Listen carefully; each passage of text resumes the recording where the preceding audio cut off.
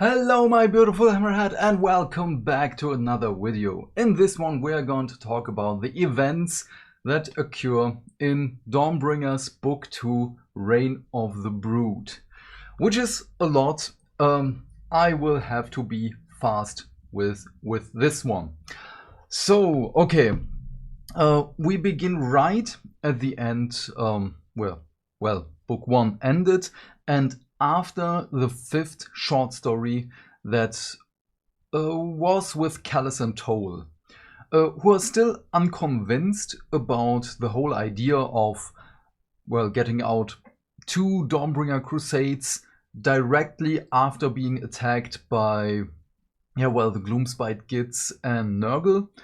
But, yeah, and they are talking more, as I've said, about the upcoming Twin-Tailed Crusade, as Hammerhal Aksha is tirelessly producing weapons, clothing, armor, and so on for the troops on the other side of the city through the Realm Gate in Hammerhal Gyra. The production of food and drinkable water, well, both of the production lines are so intense that people are dying. So it's just the death of countless workers. But this crusade is going to be the greatest of them all. Hammerhal Aksha is venturing out to the east and Hammerhal Gyra to the north. Each tale of the crusade was going to be so big that they could survive and maintain everything autonomously for multiple seasons. I don't know if that's the right word, but I'm just going to go with it right now. Let's focus on the Akshi side and the Crusade of Fire first, where the crusade was being led by none other than First Marshal Talia Vedra herself, who wanted to reach the goal before the green-fingered Crusaders of the sister city. The first battle, of course, would be against the Iron Jaws, as they were out for a good fight. And, well, after defeating the Aurochs, First Marshal Vedra was approached with grim tidings from Hammerhal Aksha by the Whisperblade Erchus Yalt. Not sure if I pronounce the name right, and not sure if this name will pop up in the future, but I'm still gonna say it because it might be important, like Val Petres from the Collegiate Arcaneology in Book 1 and in the short stories after that. The city was under attack from a host of Cornets, Corn followers, who started the attack as soon as the crusade left the city. And within the walls, Skaven were boiling from catacombs in vast numbers. But we are going to go back to that storyline at the end of the video. With a heavy heart, Talia Vedra had to pull a significant amount of forces back to the city, which was about a 5th of everything and the majority of the Hammers of Sigmar, Stormcast Eternals, auxiliaries that went with them. A little bit further to the east, Truck, the Troggoth King, and Braggett Big Talker, the Rebel Rouser, were rampaging through 2 of the mightiest magma holes of the Fire Slayers and nearly extinguished every life in there. Only the Runeson Thule survived, ordered by his father to bring words of warning to distant Fire Slayers. That's the end of the Fire Slayer storyline, probably in Book 3 or in Book 4 or in one of the short stories. I will have to wait and see for that one if we meet Thule again. But back to Talia Vedra, who had to leave command of the crusade to her favorite officer, Marshal Derridon Melkorn. Sadly for him, morale was plummeting as Talia Vedra departed, as I've said, with not only a 5th of the Dawners, but many of the Stormcast Eternals auxiliaries from the Hammers of Sigmar. That, of course, was not allowed to happen, and so Pontifex Zenestra, filled with righteous vigor, took it upon herself to steady the troops. After every battle, every skirmish, Marshal Derridon Melkorn lost his grip over the Dawners as they flocked around the matriarch to listen to her sermons. As the wheel is a holy symbol for, well, the believers, many of the believers started to take apart the vehicles and hold the wheel aloft. To the pragmatic Marshal Malkan, this was unacceptable, with, well, the soldiers disassembling the steam engines. How should they maintain their schedule? But somehow the chanting masses were filled with energy and the ability to march at a steady pace, even with the equipment strapped to their backs. So do you remember the short story in which Truck destroyed a nexus and set himself on a new path to a greater source of his migraine? Of course you do. Right after that comes the city of Trucebreak, the first resting point for our Akshian Dawners. The hopes and dreams of resting for a few days is shattered as the news of the Troggoth king and his imminent arrival were spoken aloud. Pontifex Zenestra warned Marshal Malkan not to engage the beast, but that made him just wanting it more. Between Trucebreak and the hordes of destruction lies a warband of cornets, which was immediately smashed under the clubs of the trolls. The time it took the horde of Truck and Braggett to vanquish the cornets was well spent by Malkan and the brave troops of Sigmar. An easily defendable mount was set up with multiple cannons and 2 cockforts, so the big walking engines of steam and metal. We already knew one from one that was destroyed as Morathi became a goddess, but that's a different story from the Broken Realms. The first waves are defeated without losses, because shooty shooty bang bang. But the hubris of Malkan is his undoing, as he wanted to wet his blade with Troggoth blood, and, well, he and his cavalry left the flank of the artillery open for the Squig Knights to exploit. With the superior weaponry silenced, Truck bellowed a cry and brought a cockfort down to smash through its pieces and, well, eat the crewmen. The second cockfort was destroyed as it and its crew tried to flee.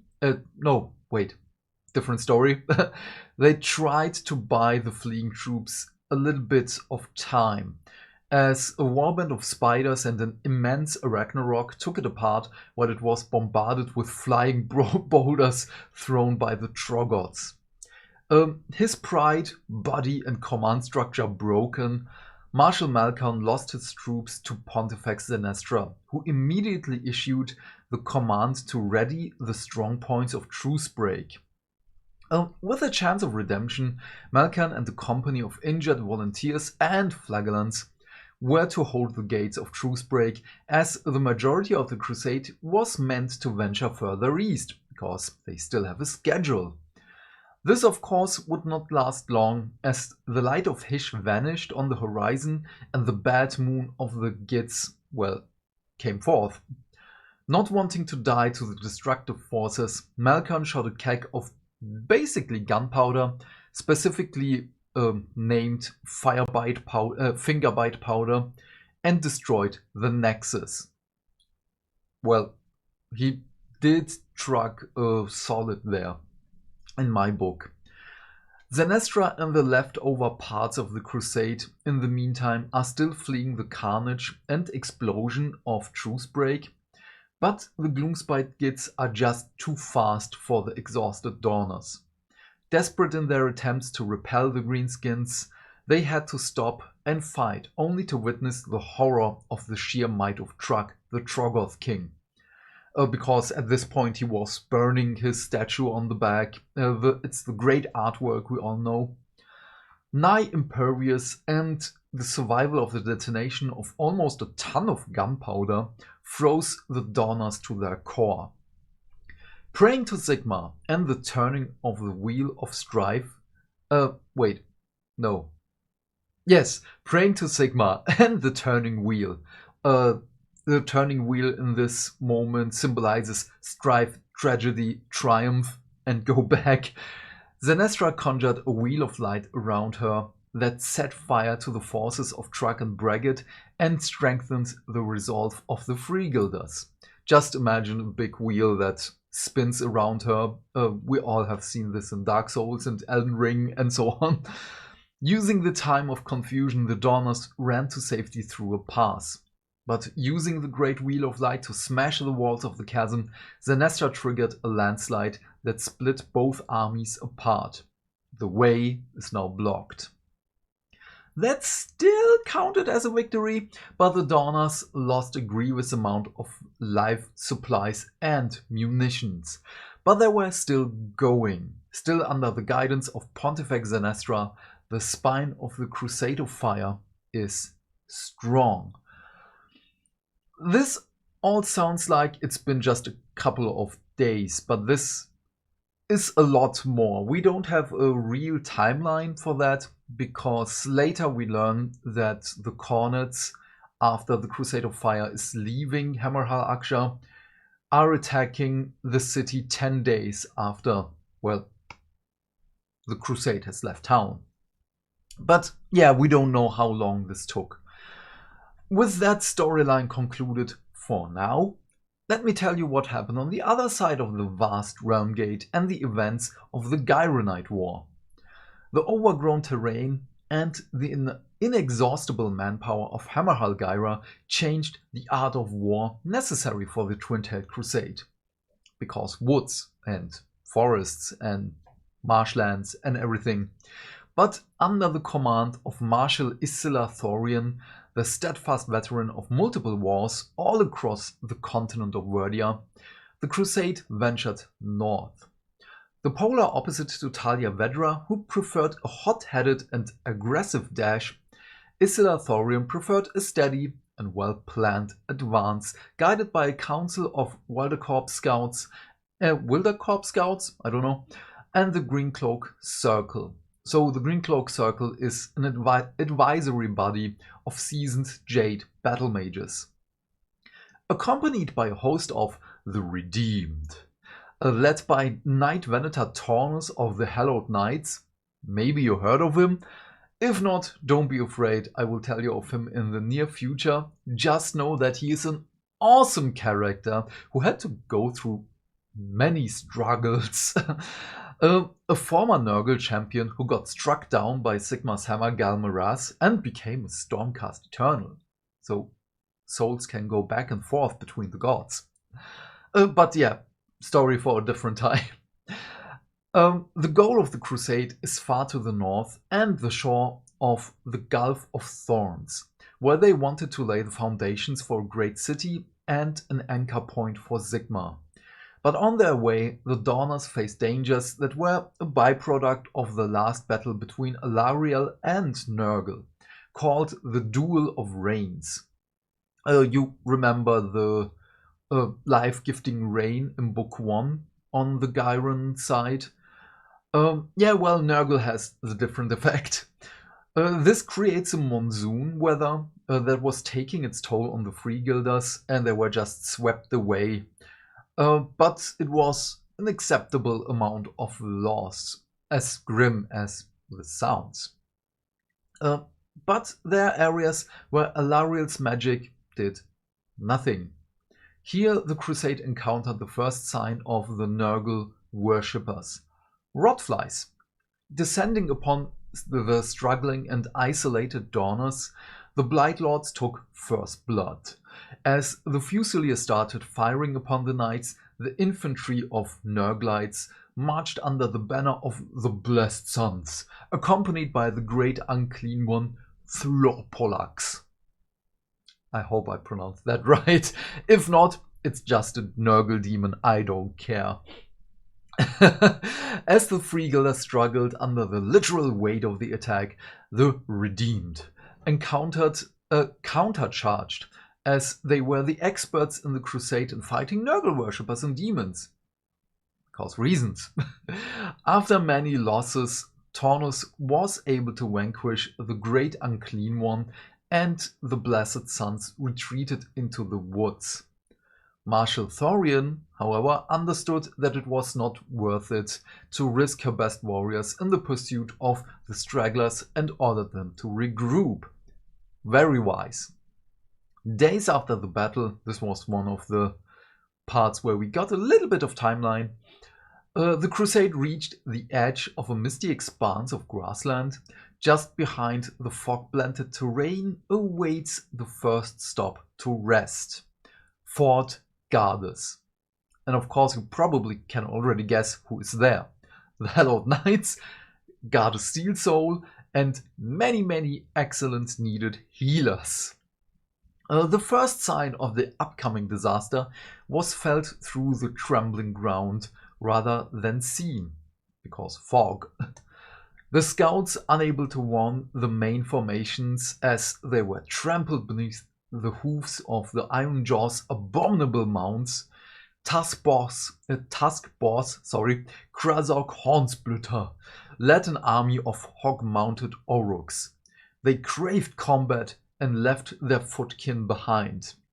So it was just really the cavalry of the Iron Jaws, and everyone on foot was just by. The joy of a good smashing against the armored Yumis was too good to be true for them. Defensive orders were bellowed by Marshal Thorian, but the Oruks crashed into the Dawners like a boulder chasing an archaeologist. Without signs of slowing down, Thorian changed the orders, and with the help what is wrong today, of Taunus and his prosecutors, they were able to divert the stampeding Oruks into a more favorable position. The Stormcast Eternals were the bait, and the uncontrollable Grunters were chasing them away from the main line of the Crusade. Using the distraction, Marshal Thorian ordered the survivors to pack up everything they could and march at full speed. There is a tangle of ironwood trees on the horizon, the edge of the Grimbark forest. The original plan was to go around the forest to reach Fort Gardes, as there are many terrible tales amongst the Verdians about the forest. But it would be safer in the woods than out there on the open plains against the Grunter riders. Meanwhile, Fort Gardes was not the safe haven everyone believed it to be. King Broad and his fellowship of Mega Gargants were on their own crusade to bring the grief of loss of a deity and the followers of to others. What was that sentence? I am so sorry. So to bring the grief of loss of a deity to their followers. Okay, if you don't know, he witnessed the death of Behemoth firsthand as Sigmar struck him down, and now he wants to crush Sigmar followers. In his short story, we already had an encounter with him and how he desecrated an already desecrated piece of land as he struck a Sigmarite priest with a statue of Garde Steel Soul. His hatred against the Hallowed Knights is immeasurable, because they were there the day Sigmar slew the Mega Gargan's father. He willingly let the Yumis flee to reach Fort Gardes, as he believed it to be a death trap and a fitting end for those who venerated the Hallowed Knights as living saints. But Broad did not know that the mighty Stormkeep was not only kept safe by the Stormcast Eternals, but by the Caradron overlords of Barak Zilfin as well. Admiral Crufin led those brave Duardin. They reached Fort Gardes after their survival of the fall of a nearby strongpoint of Veltman's Gap, one of the many outposts that had gone silent. And then the Gargants arrived, and they were not alone. The Oruks, now in full force of their infantry and cavalry, coalesced into one big army of destruction as they followed the path of annihilation. Because the Gargants, however, whilst stomping through the Grimbark forest, have woken the Sylvaneth of the Deadwood Glade, in numbers as of yet unseen. The stories were told around campfires, in taverns, and by bards in Hammerhal Gyra, never to venture to and through the Grimbark forest. But these stories never reached the ears of the Gargants. Untold generations of wisdom and memories were smashed underneath the feet of the Gargants, and the Sylvaneth were unable to hold the massive beasts back.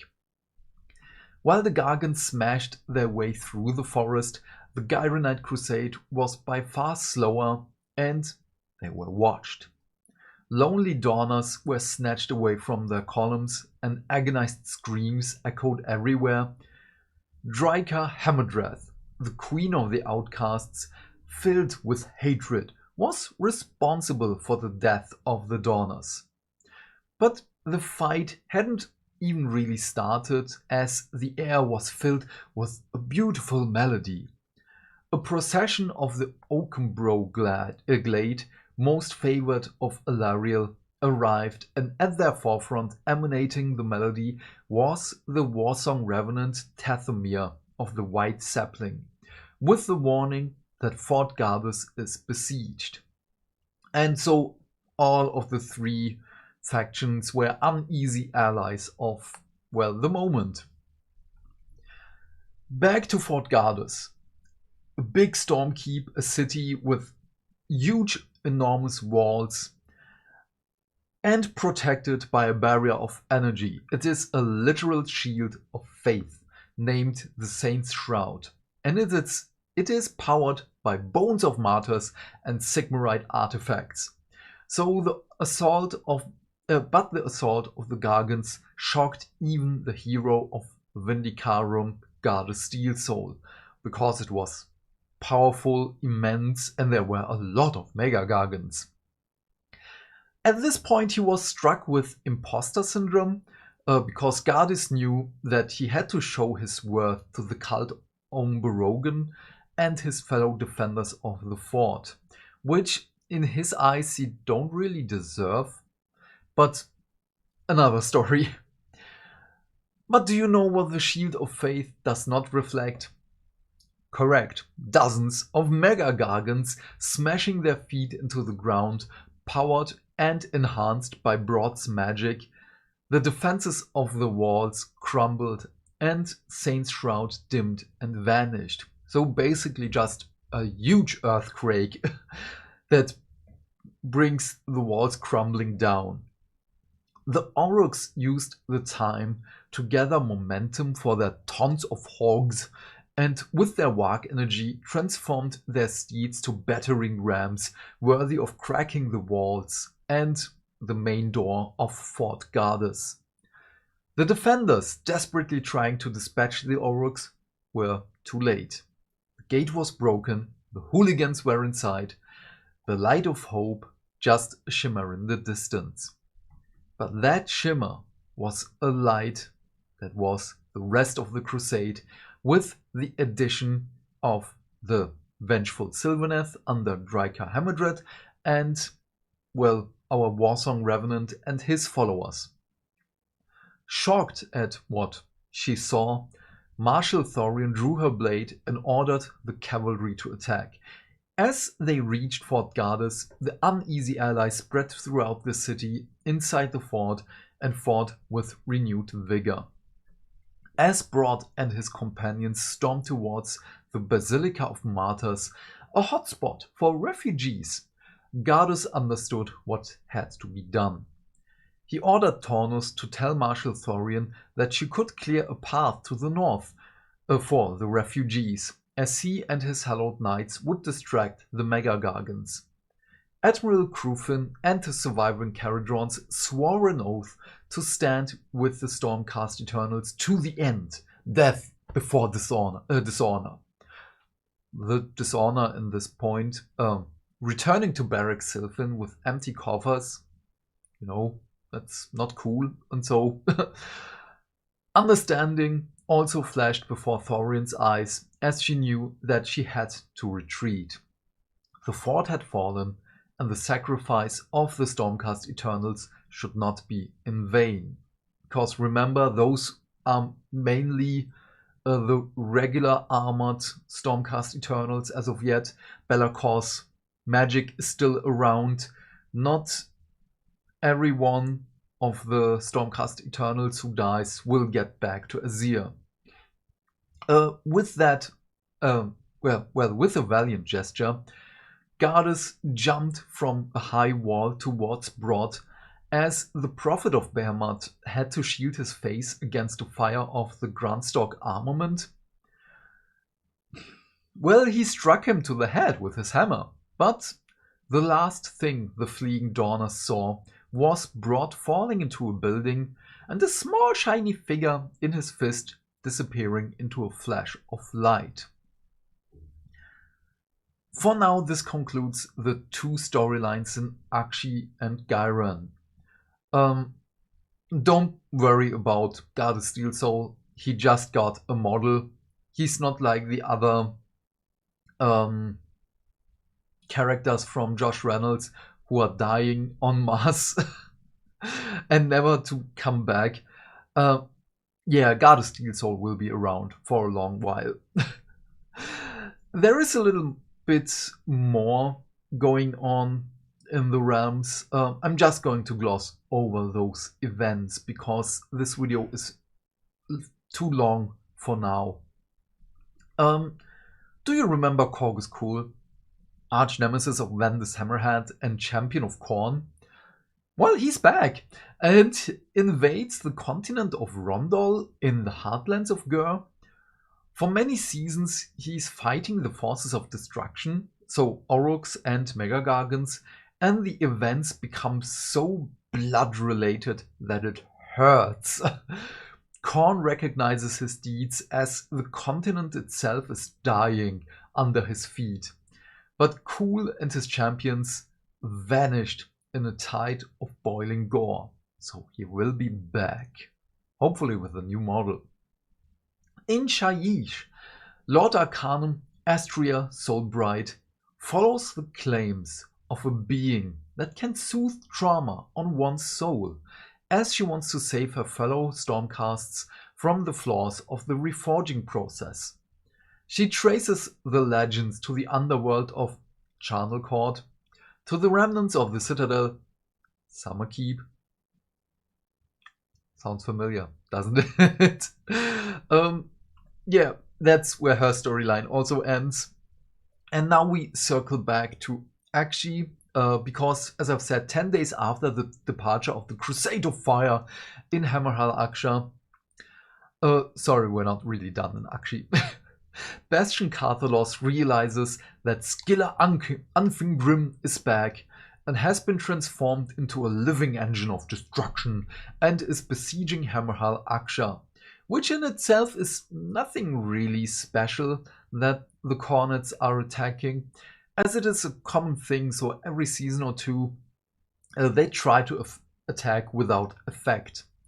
This time, however, Skilla is stronger, and the Skaven are part of the attack and are using their drilling machines to, come from under the earth inside the fortress. And, the defenders are now fighting outside and inside. The mood of Lord Commander Carthalos sours as the news of a breach of the storm vault known as Ashen Cloister, sounds a little bit like Elden Ring, which I love, was brought to him, and he makes his way to the breach. At this point, Talia Vedra and the portion of the Crusade of Fire she took with her came to the rescue, but Skilla and the Skaven will come back. So Callus and Hole, in the meanwhile, are uncovering that people are turning to something. We know what they are turning to, because flesh eater cuties. But those people were attending certain soirees at a midnight club. I know it sounds fancy. Wine laced with tainted blood was found. The coming of the Summer King was proclaimed. And of course, if one bottle does this to a couple of nobles, what will full loads of that stuff do to the cities? That's it. That's where the storyline ends. I know it's a lot, but I love this so much. There is stuff happening. The Crusades are really, well, they are struggling, but they are going on. They still have their stuff to do. The development in Gyran is a little bit grimmer than in Aksha because we have more forces, maybe in... Oh no, well, yes, in Akshi it's a little bit better in my mind because the Crusade is separated from Truck and Braggart and the Gits. And I know there are still many more dangers there. Korn is there, and I already forgot who else is there. But on the Gyran side, there is nothing in between the Mega Gargants, the Oruks, and the Crusade. But yeah, we will have to wait and see. Again, a lot of stuff happened here. I love it. Sorry that this is going to be mostly unedited. As I've said, I have to rush through all of this. The next video is going to be the next 4 short stories, and then we're going to discuss what's happening in book 3. Thank you so much for sticking with me. Thank you, thank you, thank you. It means the world to me. I'm sorry, I have to drink something. That was a lot. If you have any more questions to the story or whatever, please leave your thoughts and questions in the comment section down below so we can discuss things further. And while you're down there, please remember to do all the YouTube stuff, because hitting buttons is not only fun, because that way we can build a bigger community and talk more Warhammer almost every day. And by that I of course mean like and subscribe. So thank you so much for watching Dawnbringers Part 2. Have a great day, my friend. Stay fantastic, stay hydrated, and I will see you in the next video. Bye! Bye!